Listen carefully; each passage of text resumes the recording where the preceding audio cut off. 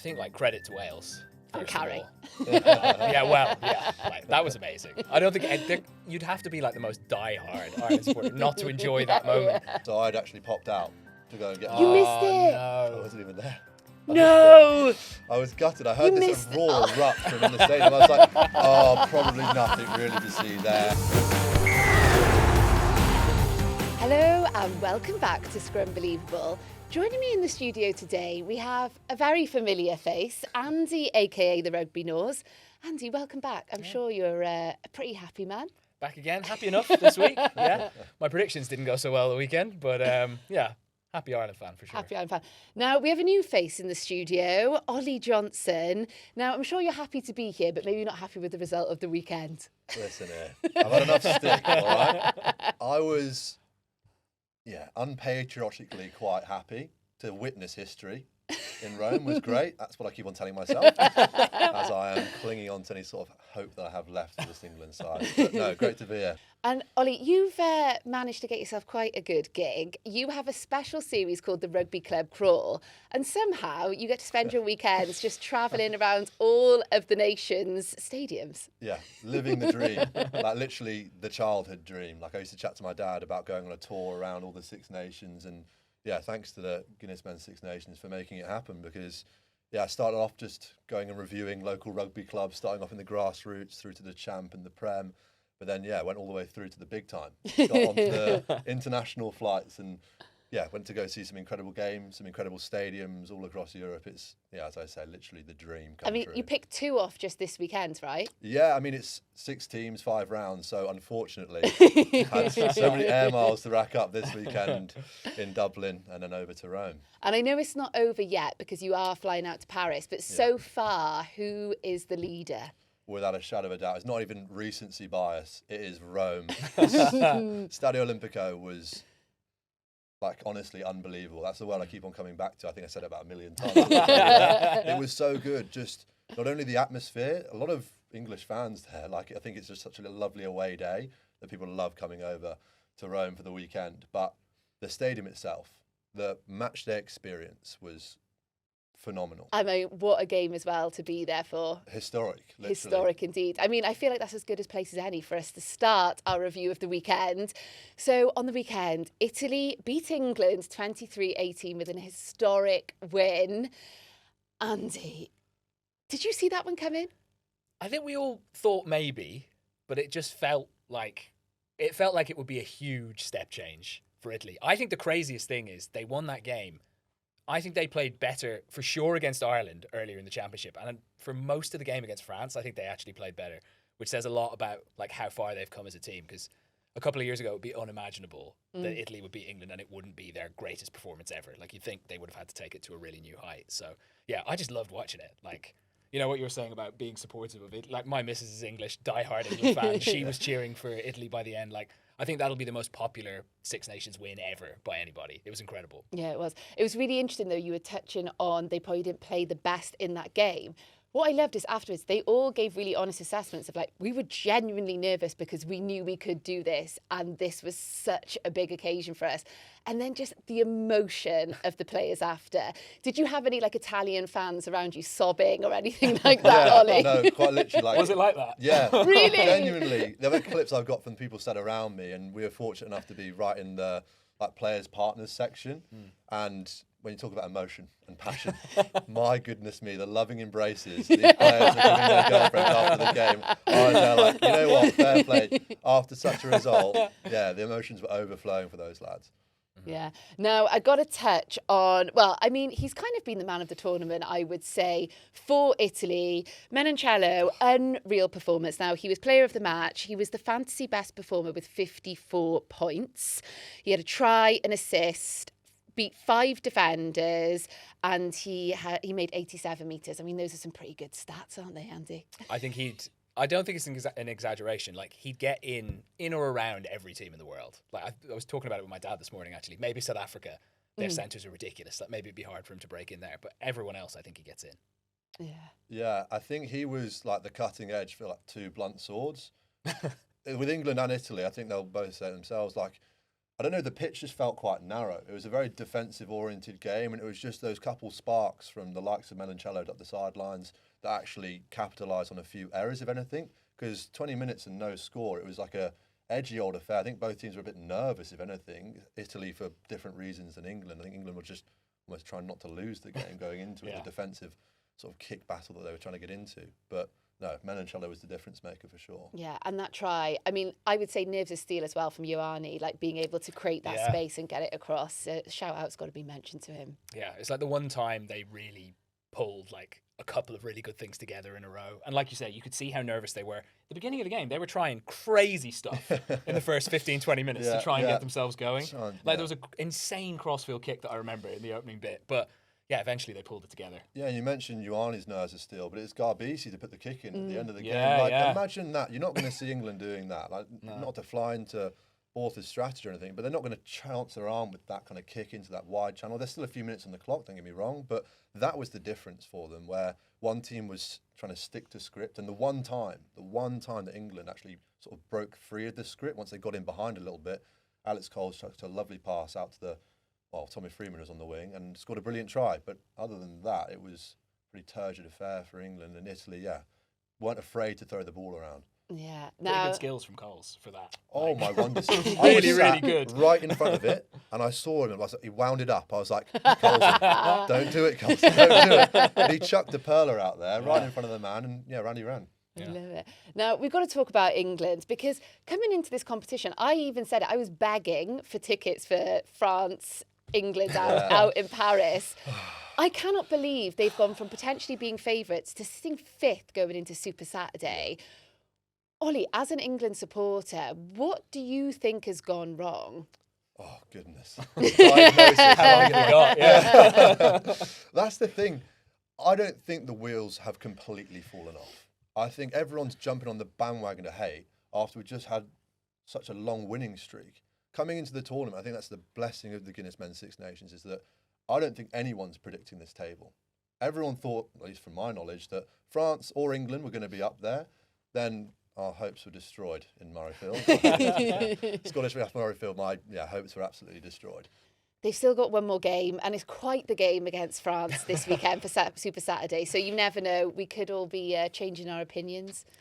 This is the thing. We've all been made look really stupid so far, week to week. Like, it could happen, you know? So as a result, we all sit on the fence. Yeah. Can I say one more thing about England? It's like they've made so many individual errors in this tournament, where it's like players, and maybe it is the pressure, but it's like players doing things that are completely uncharacteristic to them. If it comes together in one game, we know they're a good team. So, like, there is every chance. I mean, you know, if you're a betting man, you'd probably back France. But there's every chance that they could pull it off and they could maybe put in a performance. Yeah, definitely. Now, I think we've got to go to probably the biggest shock of the weekend, I think we can say, up in Edinburgh. I mean, it was a points fest. There was a total of 90 points overall, which is just bonkers. Scotland beat France 50-40. It's just outrageous. I cannot believe that is the score. I was saying to the producer earlier, Murray, who's Scottish, I was like, if you were going into that game beforehand, because he was like, oh, we shouldn't have let them get the bonus point. I was like, if someone said to you, Murray, that you are going to go and beat France, you would have been like, yes, any day of the week. But I mean, that just goes to show what a game it was. What did you make of it, Andy? It's just crazy. Like, I was just shell-shocked. Because, France did pull it back towards the end. But after an hour, it was like they'd been completely blown away. They had like 70% possession, Scotland. It's like they didn't even let France have the ball. Like they almost played the perfect game up until that point. Like no notes. It was amazing. It was amazing. How about you, Oli? Did you manage to catch any of it? Well, going back to the facilities. For goodness sake, at the Stadio Olimpico, they turned the TV off like 15 minutes before the end of the game. Oh, really? So I didn't catch the end of the game. So I saw the scoreline and I was like, is that close? That's not the possession stats. Like, it's 50-40. Like, I was lost the amount of tries that came in that last play. But I think quite literally almost the opposite of the England-Italy game, where we had two teams who couldn't really cut each other apart. It was just optional defence, I think, in both those games, just two attacks going at it. And I think, the scoreline potentially may even flatter France by the end of Oh, it. I think so. I think so. The way as that well. they came back into it in the last few, minutes I didn't see. I watched the highlights back. And yeah, it was a phenomenal display again of a home side turning up emotionally. And it's nice to see Scotland, even as a patriotic Englishman, going and actually doubling up, not just capitalising on beating England once a year. They actually go and double up and actually put themselves in a great position for the first time ever with a chance to win it in the last round. Yeah. It's kind of crazy how many teams could potentially win it this weekend. It's very exciting. Now, I'm a bit sad Ben's not here because his absolute favourite person had an absolute corker. So Kyle Steyn, he scored 61 points on fantasy, 117 metres carried, player of the match and 2 tries. He was just absolutely outstanding, wasn't he, guys? Yeah, he was ridiculous. Like he's got everything. Like there's a reason Ben is such a big fan, and it's just typical that he'd like have his big game the week that he's not here. But yeah, no, he was unreal. But like so many of them were. Like when you were going through, I was trying to do my team of the week today, and like going through the Scottish 15, you could just pick all of them. Like they were, just to a man, they were amazing. Ollie, you big fan? Yeah. I mean, it's an interesting one, the three-way battle between Graham, Doohan and Steyn.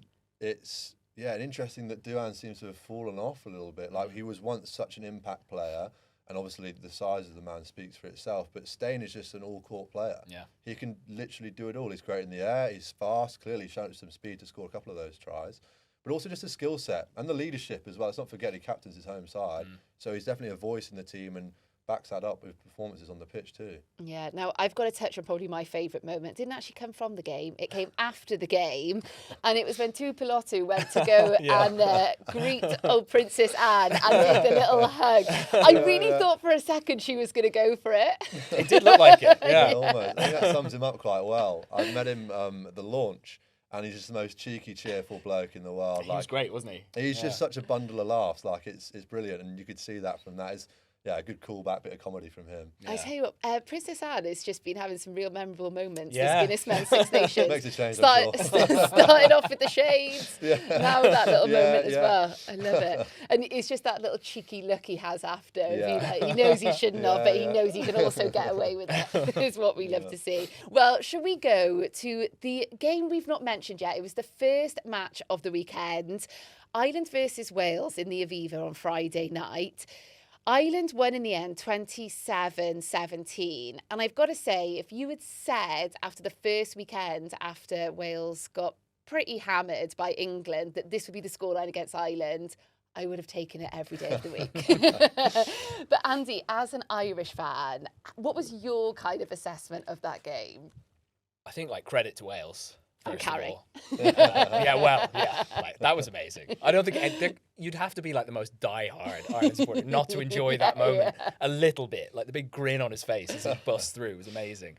But Ireland went out to try and like physically impose themselves on Wales, and it worked for maybe 10 minutes. And then Wales just fronted up. Like some of the hits in defence were absolutely massive. You could feel them through the TV, and they just played so well. Like, I think you're starting to see, maybe at the start of the Six Nations, you're like, what are Wales actually trying to do?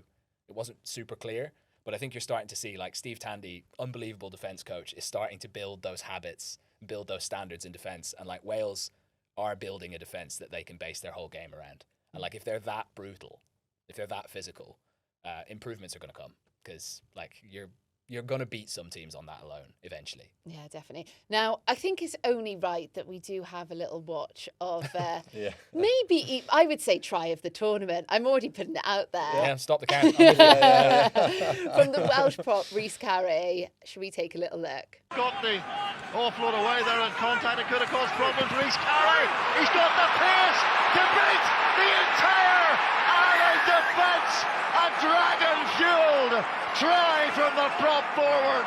His third of the championship. And he looked like a top-class athlete there. Not like your average. I think my favourite thing of the entire try is what's come after it. Even Dylan Lewis has decided to monetise a former player's glory, he's created a T-shirt and it is a painting of Rhys Carre's try hung up in the Louvre, and apparently it's sold out. I mean, what a businessman! What a way to capitalise. He's thinking about his career after rugby Yeah, already. right. I hope he's getting some image rights for that. I think he deserves it. That clip's gone around so many times, and I'm so glad about it. I've not got bored of watching it just yet. What a score! Unbelievable work from him at the sideline. Yeah, and just so great to see him like smiling, or before he's anywhere near the line, like he knows he's going to score. Yeah, brilliant. Like, got to be the best front row try in Six Nations history. I can't remember another one like that. Yeah, definitely. Because there's also like, there was a pretty decent level of skill for it, bit of pace. You've got everything. Yeah, and a try celebration. If you're Rob Balakoon, you're like, there's no way he's doing me here. Yeah. There's no chance. But yeah, stripped. I was like, I wonder what he was thinking. I wonder if he was just like, Rob Balakoon was like fair play, or whether he was just like seething. I was like, I don't know what you could be in that moment. Yeah, the one thing that I hated most about all of this is because, going for the hat trick here, back to the facilities and logistics. I knew that the queues weren't great in the Aviva, so I'd actually popped out to go and get You missed it. I wasn't even there. No. I was gutted. I heard this sort of roar erupt from in the stadium. I was like, oh, probably nothing really to see there. Like, so close to half time, literally wasn't it? right before the break, and my mate was fuming as well. I was like, mate, we've got to go film the half-time scran time. Like, it's important. He's like, no, we're going to miss something. I can feel it. I was like, yeah, no, content. Yeah, gutted. Now, another mention has got to be said to Alex Mann. He put in an incredible performance. He made 33 tackles. And on my notes, it says, I've done the maths. I haven't done the maths. The producer has done the maths. But if Ireland had 57% possession of an 80-minute game, gosh, we're getting really noisy here. Hang on a minute. That's 45.6 minutes with the ball, meaning he had a tackle every 1.3 minutes. Murray, that's impressive.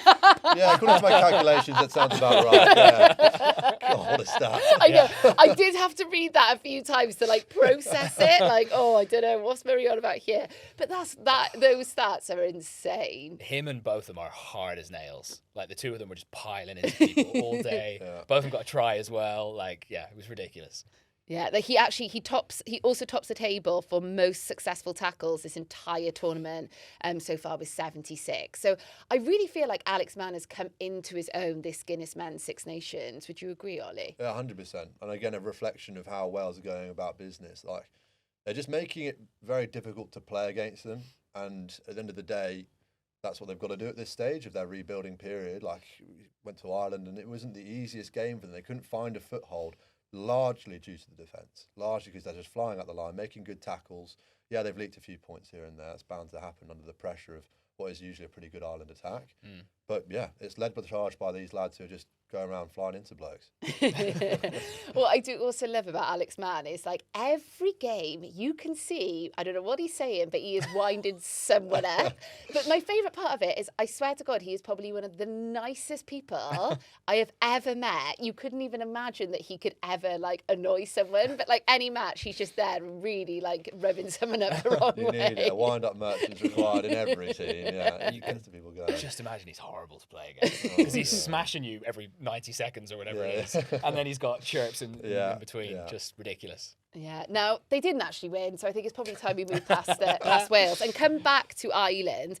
Now, although maybe it wasn't their best performance, they did the job, they got the win, and they're obviously now going into this weekend with the potential of maybe being able to win the championship. What do you reckon, Andy? Yeah, possible triple crown as well. Oh, yeah, of course. Oh, my gosh, that's quite exciting that there's still a triple crown to play for. We've just forgotten about that. There's so much going on. Of course I've forgotten about it. I want to talk about that. Yeah, thanks for that. Thanks for bringing it up, Andy. Yeah, it's, sorry, man. I mean, it's a huge game. Like, if they beat Scotland, it's kind of like, what'll that be? 4 out of 5 wins in the Six Nations for Ireland, which going in, you'd have absolutely taken that going in. So that'll be a good campaign. You know, I think realistically, we're not going to win it. We need too many other things to go our way. But yeah, I think winning a triple crown, beating a Scotland team that beat England and France, like, that's a solid end to the Six Nations, given that we haven't been at our best for the last 12 months or so. Whether they're going to do it, I'm nervous. Like, I think that's going to be a proper, like, behind the sofa kind of game. I think it's going to be close. But, you know, hopefully a bit more of the bit more of the attack that we saw against England, a bit more inventiveness. Because I think they just tried to run over Wales. And like Wales just they were never going to get out of the way. It wasn't going to happen. Again, bit stat heavy and a bit noisy. But we had 19 offloads in the game. 10 of them were in the first 15, 20 minutes. And then we only managed 9 the rest of the match. So like it shows we were coming to the line with options early on. Like there was some deception there, you know. It almost looked like Ireland's attack from a couple of years ago that we haven't seen so much. So I'm hoping we see a bit more of that against Scotland. But our defence is definitely going to be tested as well because they are flying. So yeah, I'm waffling because I'm nervous. The nervous waffle. Yeah. Now, I want to give a mention to Jack Conan. He was the fantasy MVP, 68 points, which is quite impressive. Also player of the match. You impressed by him, Andy? Yeah, how could you not be? He's been flying. He's been class for us all tournament. He's absolutely brilliant. I think he's still somehow underrated. Like, he's been on a couple of Lions tours. Like, the guy is ridiculous, but still doesn't really get his flowers. But yeah, without him, like, the Italy game, we probably don't win it. And maybe we find ourselves in a bit of a squeaky position against Wales. So, yeah, brilliant from him. It is. Well, I think it's only time that we take a look at our Scrumbelievable Fantasy League leaderboard. Should we take a little look? And as we can see, Team Vern is back on top again. Now, guys, how is your fantasy looking? Are we topping the tables? No, I don't want to talk about And it. you can't not be. You're I an know. expert. The last 2 rounds have absolutely killed me. Like Jalabert dropping out late against Italy, and now this. Like I'm in trouble. Yeah, speak for yourself. It's not all about stats. It's about feel. You've got to feel who's going to carry you forwards. And, well, Carre has been carrying me a few weeks in a row, yeah. I did have him this week. That was one high point, but the rest was a disaster. Yeah. Well, if you think you can do better than the guys, then do not forget to sign up because we always have some prizes. So for our Scrumbelievable League, if you top the table, and it does look like Team Vern have maybe got one hand on the prize, you will win some exclusive Awave Guinness Six Nations merch. And if you haven't even signed up yet, do not worry because you will be in with the chance of winning some Super Saturday tickets for next year as we give away weekly prizes. So guys, if you had the chance of winning a Super Saturday ticket for next year's competition, which match are you going to? It's a tough call.